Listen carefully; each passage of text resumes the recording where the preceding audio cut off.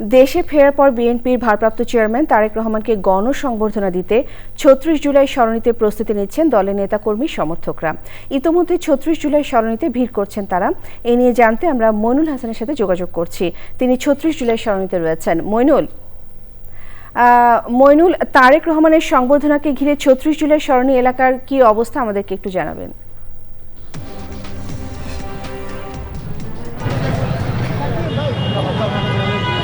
দীর্ঘ ১৭ বছর পর বিএনপি ভারপ্রাপ্ত চেয়ারম্যান তারেক রহমান কাল দেশে আসছেন।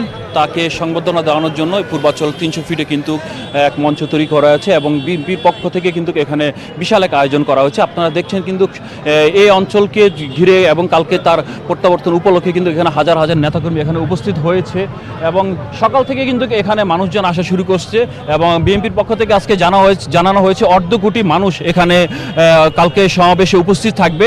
কালকে সকাল ১১টা ৫০ বিএনপি ভারপ্রাপ্ত চেয়ারম্যান তারেক রহমান দেশে আসবেন। সেখান থেকে তিনি মূলত ৩০০ ফিটের যে সড়কটি আছে সেখানে আছে সভাস্থলে এসে মানুষের উদ্দেশ্যে ভাষণ দিবেন এবং কথা বলবেন। তখন এরপর কিন্তু তিনি তার এবারকার হাসপাতাল তার মাকে দেখতে যাবেন। তারপর সেখান থেকে হয়তোবা তিনি বাসায় চলে যাবেন। আমরা এখানে দেখতে পাচ্ছি নেতাকর্মী কিন্তু এখানে উপস্থিত আছে এবং আজকে রাতে কিন্তু আমরা প্রচুর নেতাকর্মী এখানে আসবে এবং সেটাই লক্ষ্য করছি, কারণ বিএনপি পক্ষ থেকে কিন্তু ঘোষণা দেওয়া হয়েছে তারা ১.৫ কোটি নেতাকর্মী সমাবেশ সেখানে হবে। বিভিন্ন জেলা থেকে সাধারণ মানুষ এবং নেতাকর্মীরা এখানে কিন্তু উপস্থিত হচ্ছে তারেক রহমানকে এবং তাদের নেতাকে দেখার জন্য। তারা কিন্তু এখানে উপস্থিত হয়েছে এবং আপনারা দেখছেন কিন্তু এই ৩০০ ফিট অঞ্চলটা কিন্তু পুরনো সাজানো হয়েছে বিলবোর্ড ব্যানার ফেস্টুন দিয়ে এবং এখানে ১,০০০-এর মতো মাইক ব্যবহার করা হয়েছে। তার ভাষণ যাতে বিমানবন্দর থেকে কুড়িল এবং নীলা মার্কেট এবং রেডিসন ব্লু পর্যন্ত এই পুরোটো রাস্তায় যখন মানুষ যারা আছে তারা নেতাকর্মীরা তারা যাতে তার ভাষণটি শুনতে পারে সেজন্য কিন্তু এখানে ১,০০০ মাইক ব্যবস্থা করা হয়েছে এবং বিভিন্ন জায়গায় তার বিলবোর্ড ব্যানার এখানে আমরা দেখতে পাচ্ছি। দলে দলে বিভিন্ন জায়গা থেকে এবং বিভিন্ন জেলা থেকে সাধারণ মানুষ আসছে তার এই সংবর্ধনাতে অংশগ্রহণ করার জন্য।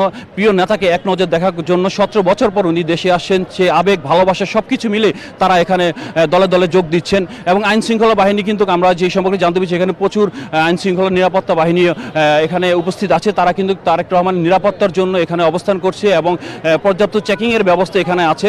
সব কিছু মিলে কিন্তু এখানকার পরিস্থিতি এবং মঞ্চ তৈরির যে কাজ সেটা মোটামুটি শেষ পর্যায়ে।